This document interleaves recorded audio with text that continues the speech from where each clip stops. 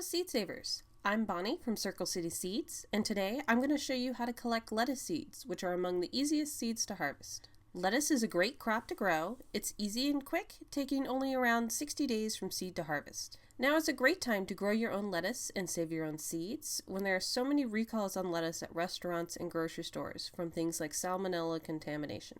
Here in the Hoosier State, lettuce is a spring and fall crop.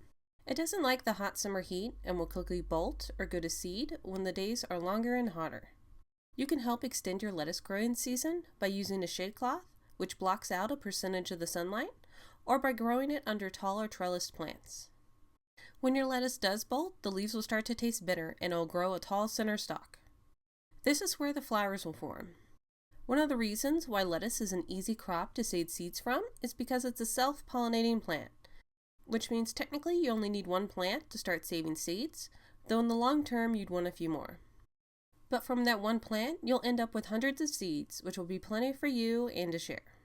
The only tricky thing about saving lettuce seeds is collecting them at the right time. After the lettuce is flowered, you'll end up with these green seed pods, which eventually get these little white fluffy mohawks on top. You'll want to wait until the pods have started to turn brown and dry out, but if you wait too long, the seeds will fly away. Lettuce seeds spread throughout the air, using the little white fluff to fly through the air, similar to dandelion seeds. So you'll want to catch them before they fly off. One way to help prevent your seeds from flying away is to cover the flowering stalk with a tool bag. Otherwise, you'll have to watch them every day or so and pick out the ones that are ready. If you do it this way, sometimes there can be a white sticky residue on the pods. You'll get quite a few seeds from each pod, so you can also just cut the stalk when it's ready and let it dry out a bit more in a cool, dry place. To get the seeds out of their little pods, just apply a light pressure and roll it between your fingers and they should easily separate. If their little parachutes are still attached, you can pull those off, but it also won't hurt anything to leave those on there. If you want to clean the chaff off your seeds, you can use a process called winnowing.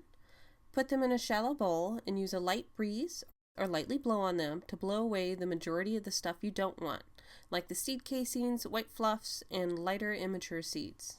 Once you've gotten rid of the chaff, the seeds will usually be white or black and shaped like a flat oval with pointed ends, kind of like a deflated football.